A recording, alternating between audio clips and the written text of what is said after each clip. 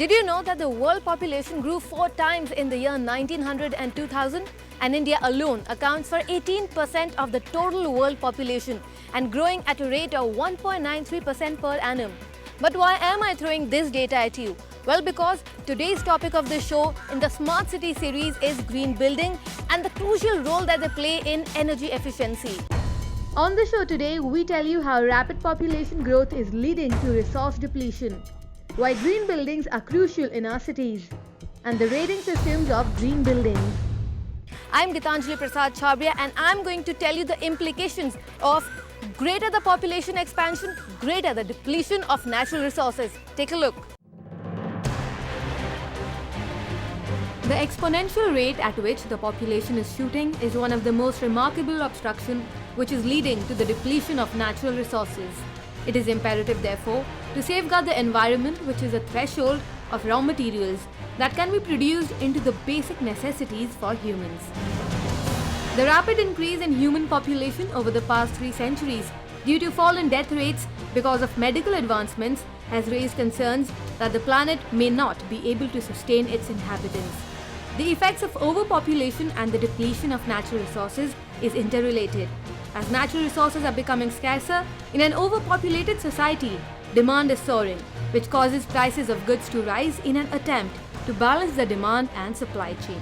An extreme scenario of critically depleted natural resources combined with the high consumer base leads to production so low that it cannot even cover the needs of those consumers willing to accept exorbitant prices.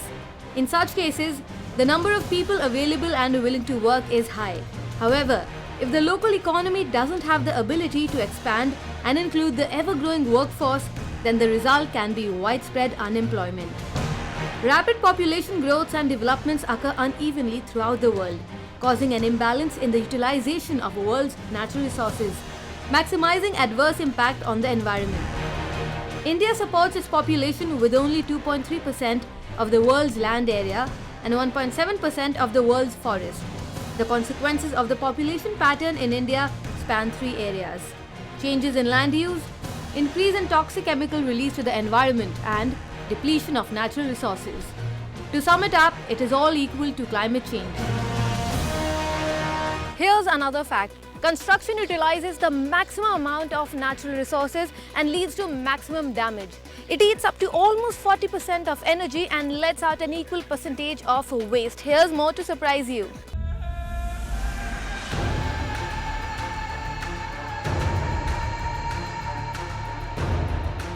It won't be wrong to say that we manipulate nature to better suit our needs to build residences, industries, commercial centers, electricity networks, highways, recreation, healthcare, etc.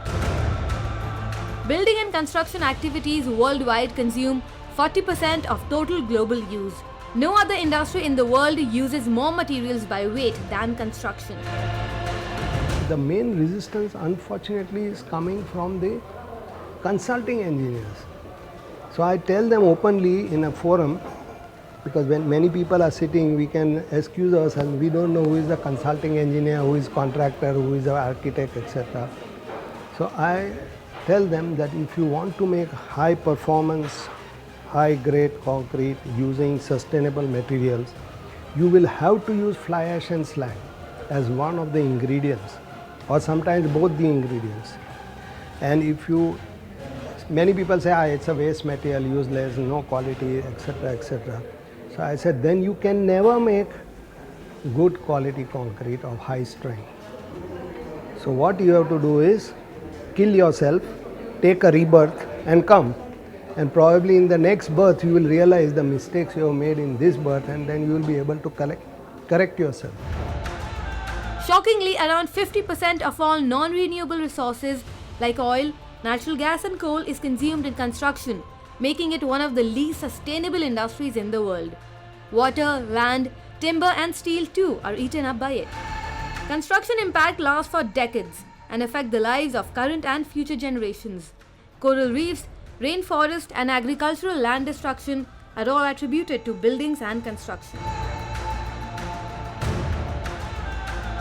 Construction activities are straining the limits of the Earth's ability to provide the resources required to sustain life, while retaining the capacity to regenerate and remain viable. Construction is hazardous to the environment considering the amount of pollution it creates, which can be categorized as air pollution, climate change gases, drinking water pollution, landfill waste and zone depletion.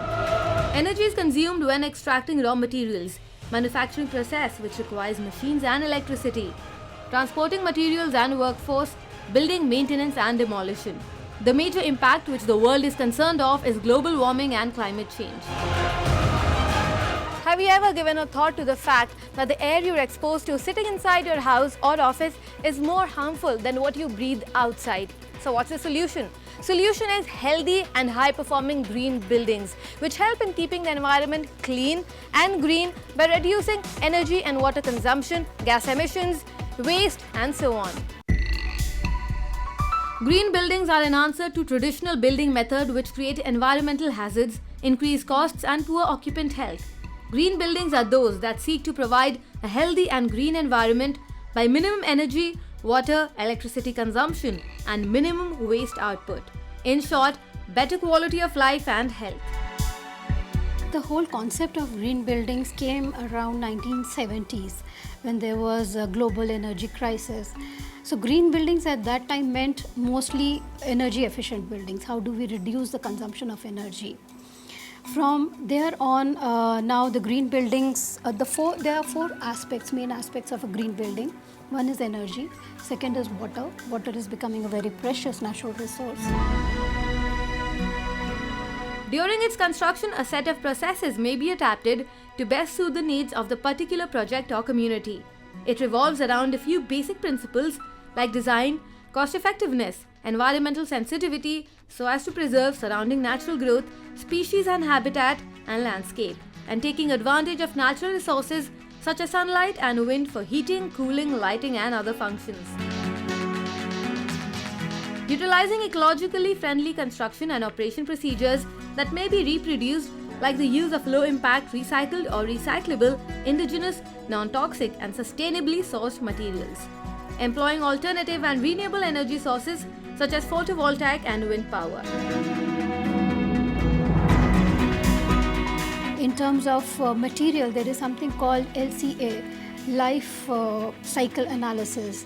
Whenever we are choosing a material, always consider its life cycle analysis.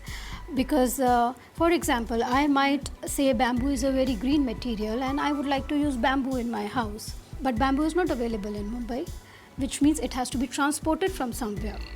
So what happens is that it will have embodied energy. That embodied energy, the cost of transportation, the carbon footprint of the transportation has not made it green. So it's no more a green material.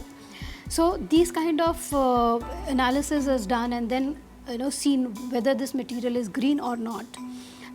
That is why it is always better to use locally available material. Indoor environment quality is also essential, which can be achieved by techniques to avoid outside pollution from entering, eco-friendly lights, heat and ventilation controls, natural lighting and inclusion of windows. The benefits to green buildings are manifold and may be categorized among three fronts: environmental, economic and social. If you can get the facade right, to make sure you've got the openable windows, at least in the winter season in Bombay and others, so it's called a mixed mode building. You can open the window, shut off the air conditioning, you have enough daylight, but just having daylight is not enough. You might have seen all those buildings in BKC have daylight, but the lights are not switched off. What's the point of daylight if you're not optimizing or maximizing it? So you need to have photoelectric sensors, not very expensive, at least one on every facade, that it detects how much daylight you're getting and automatically switches off the artificial lighting for that area. That way you can save, right? And then thirdly, if you can get the optimization of the air conditioning system so that it detects how much heat is coming in from there and therefore adjusts directly, or if windows are left open in a house or a hotel, you can automatically shut the air conditioning off. Those are the smart little things that one can do.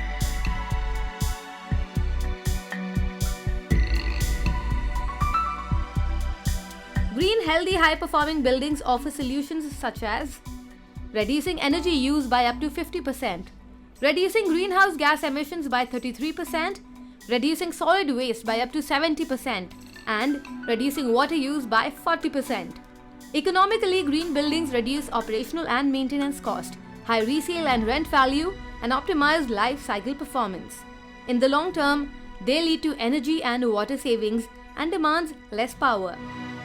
That's not all that we've got for you on green buildings. There's lots more coming up on the other side. See you after a short break.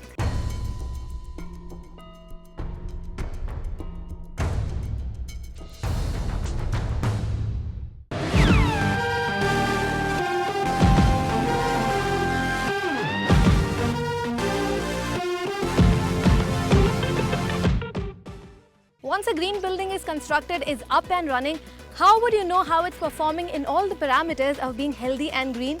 Well, for that, there's a rating system in place which helps in determining how a green building is faring in reducing waste, water, electricity, and so on. Whether green buildings are really green is to be decided against the predefined rating systems. When we say green building, my definition of green building could be something else. You might say green building means something else. So how do we say what is a green building? So for that you need a neutral third party to define and audit a green building, to specify what green components are, to lay down benchmarks and standard operating procedures, which would state that okay, these are the factors on which a building will be called a green.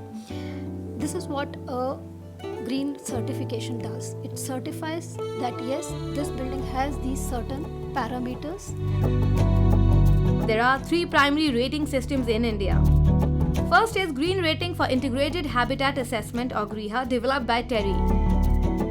It is a green building design evaluation system where buildings are rated based on different criteria such as site selection and planning, conservation and efficient utilization of resources, building operation and maintenance, and innovation. Commonwealth Games Village and Fortis Hospital in New Delhi, IIT Kanpur, Suzlon One at Pune have received GRIHA rating. The CII formed the Indian Green Building Council or IGBC in 2001, following the framework of the US Green Building Council, which developed Leadership in Energy and Environmental Design or LEED rating system for assessing green buildings' performance against set criteria and standard points of reference. The CII's Horabji Godrej Green Business Centre is itself a LEED certified green building. Third is the Energy Conservation Building Code or ECBC, launched in 2007 by the Bureau of Energy Efficiency with support from United States Agency for International Development. It provides design norms for thermal, lighting, electric and water efficiency. The Reserve Bank of India buildings in Delhi and Bhubaneswar, among others, have received B 5-star ratings. GRIHA-enabled VVIP Circuit House in Pune is an example of energy-optimized infrastructure. The building is designed in a way that 80% of building space receives optimum daylight and minimum heat gain. In fact, India has been ranked third on the list of top 10 countries in LEED outside America, according to the latest USGBC report. India has close to 2,000 projects registered and certified, accounting to be somewhere around 850 million square feet, and we are still growing. Somewhere I feel that we don't need to import concepts here. So I'm just sharing these thoughts from the basic thing that we are ourselves quite good on these concepts of sustainability and green. And in fact, even the Indian Green Building Council, IGBC, is doing a good work. GRIHA, which is one of Indian sort of version of green concepts, is a very good concept.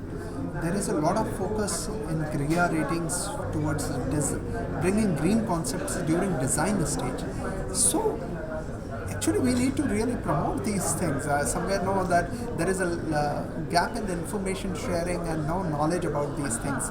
So it's not that LEED is the only rating which will eventually make your projects green. There are a lot of other concepts and GRIHA is one of them, a very stronger one. Globally, apart from LEED, following rating systems are in place. The WELL building standard that monitors human health and well-being, And this rating talks about the wellness of a building. So basically, this is coming from it originally belongs to the International Well Building Institute based in the United States. And USGBC have actually struck a collaboration with IWBI, in which USGBC will take care of the operations as well as certification of this well rating through our certification arm, which is called GBCI, Green Business Certification Institute. Performance Excellence in Energy Renewal, or PEER, measures sustainable power system performance. Sustainable Sites Initiative, or SITES, that works to protect and enhance the benefits derived from the planning and designing of healthy functioning landscapes. And quite recently, Excellency in Design for Greater Efficiencies, better known as EDGE, was launched in India after Indonesia, Vietnam, Costa Rica and South Africa. EDGE, an innovation of IFC, a member of the World Bank Group, is a green building certification system and a free-to-use software application which will help builders, architects and investors suggest before construction practical solutions for energy and water saving and improving overall operational performance at little or no extra cost, leading to higher efficiency and better investment return on his green building. One can swiftly choose technical options to view the economic and environmental impact. EDGE functions on the local climate conditions, costs, and how the building will be used by the occupants in order to achieve site-specific results. EDGE is a global initiative from the World Bank IFC, and the idea is to tackle new buildings that are popping up in emerging countries. Right? In China, 250 people are moving, a million people are moving into cities. In India, 300 are moving into cities. So how do we tackle it? EDGE is a solution to the problem. Making resource efficient buildings, to make sure resource efficiency is locked into these buildings as they're built fresh. The second part of it is that EDGE is a certification platform and a tool and a standard. The tool is free for hundreds of countries across the world. The idea is that an architect or a developer or even a student can quickly work out what opportunities make sense for them, right, in terms of energy efficiency, water efficiency, and then the standard is also applied to it, and then the certification. EDGE, with the support of CREDAI, aims to push the eco-friendly construction market in India. We all know in the green building movement, partnership is the new leadership. So from that perspective, what we have done is that partnering with IFC EDGE to bring in a tool that will help us to influence green building rating systems at a mass market. Because for a country like India, the current adoption rate of about 2 billion square feet is not at all sufficient. So we are bringing a mass market green building rating system or certification.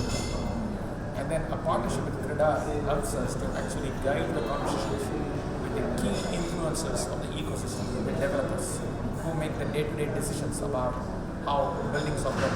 So if we are smart about integrating this green thinking, the design thinking, the construction thinking around green, and being able to influence them to operate a good building, a green building, then we are actually being able to actually not take this mass product, but we are able to take it to mass product to a stronger global market. Fairfield by Marriott Hotel in Delhi and Kesar City in Ahmedabad have adopted the EDGE framework.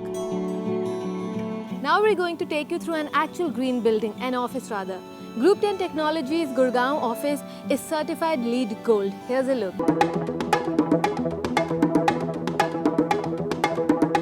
So I want to talk about the carpet. I'll begin with the carpet. Carpet was sourced from a manufacturer who is into eco-friendly manufacturing of carpet materials. We've got it licensed. We've got the certificate also ensuring that this is made out of eco-friendly product. Second is the jute. In order to support regional priority credits, we have identified jute. Jute is also something which is very local.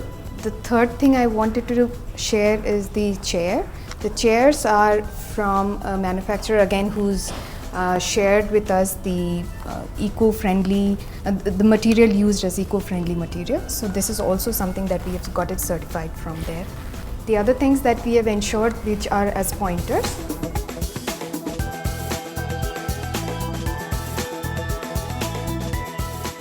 Few of them are we have used in all the places where we are having a water flow. The low flow taps which ensures that the flow of the water is minimal and up to the standard that has been asked by USGBC.